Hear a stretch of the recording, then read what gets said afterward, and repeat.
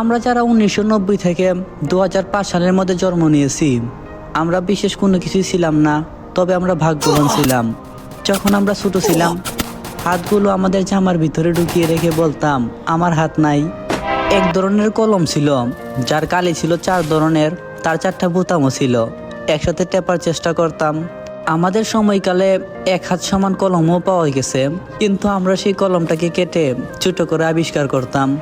দরজার পিছনে লুকিয়ে থাকতাম, কেউ এলে চমকে দেব বলে। সে আসতে দেরি করছে বলে অধৈর্য হয়ে বের হয়ে আসতাম। রাতে হাঁটার সময় ভাবতাম আমি যেখানে যাচ্ছি চাঁদরাও আমার সাথে যাচ্ছে। আরো কত কি। কারেন্টের সুইচের 2 দিকে আঙ্গুল চেপে সুইচটাকে অন অফ করার মাঝামাঝি অবস্থানে রাখার চেষ্টা করতাম। স্কুলে যাওয়ার সময় সবাই একসাথে দৌড়াদৌড়ি করে যেতাম।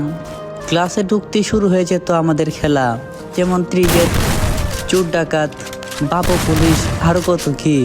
অনেক সময় তো স্কুলটাও ফাঁকি দিয়ে কয়েকজন বন্ধু মিলে একসাথে ঘুরতে যেতাম, আড্ডা দিতাম। 1 টাকার রঙিন বা নারিকলি আইসক্রিম খেতাম। খাওয়াই মেটাই না খেতে পারলে মনটা খারাপ হয়ে যেত। হঠাৎ আকাশ দিয়ে হেলিকপ্টার গেলে সবাই রুম থেকে বের হয়ে আকাশের দিকে তাকিয়ে থাকতাম। স্কুল ছুটি হলে দৌড়িয়ে বাসায় আসতাম, মিনা কার্টুন দেখবো, সিসিমপুর দেখবো।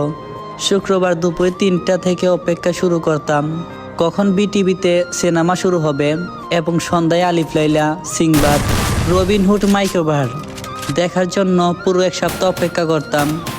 কোনো ধরনের ফল খেতে গেলে ভুলে যদি তার বিচিটা আমাদের পেটে চলে যেত, তখন আমরা চিন্তা করতাম পেটের ভিতরে গাছ হবে কিনা। মাথায় মাথায় ধাক্কা লাগলে সিংহ যাবে, ভয়ে আবারও নিজের ইচ্ছায় ধাক্কা দিতাম। কেউ বসে থাকলে তার মাথার উপর দিয়ে ঝাঁপ দিতাম, যাতে সে আর লম্বা হতে না পারে। বিকালে কুতকুত, কানামাছি, গোলাচর না খেলে যেন বিকালটাই কাটতো না, পুরো মাটি হয়ে যেত। ফাইনাল পরীক্ষা শেষ হলে তো সকালে পড়া নেই, এত মজা লাগতো যা বলার বাইরে। নানু বাড়ি, দাদু বাড়ি যাওয়ার এইটাই তো ছিল সময়। ব্যাডমিন্টন, ক্যারাম, লুডো না খেললে যেন রাতটাই ভালো কাটতো না। ডিসেম্বর মাস, তাও হবার শীতকাল। তা আমাদের ছোটবেলাতে তো আমরা কেয়ারফুলি ছিলাম, তবে ডিসেম্বরের 31 তারিখ যতই এগিয়ে আসতো মনের মধ্যে ভয় ততই বাড়তো, কারণ এই যে ফাইনাল রেজাল্ট দেবে। জানি আমাদের জেনারেশনের যারা এই ভিডিওটা দেখছো, নিশ্চয়ই তোমার অতীত মনে পড়ে গেছে। তোমার মুখে মুস্কি হাসি আমি দেখতে পাইছি। আর এই ভিডিওটা তোমার শৈশবের ওই বন্ধুটাকে মেনশন করো, যার সাথে কাটানো দিনগুলো তোমার বড্ড বেশি মনে পড়ে, ওই শৈশবের। আর হ্যাঁ বন্ধু, অনেক মিস করি তোদের আর তোদের সাথে কাটানো সেই দিনগুলো রে।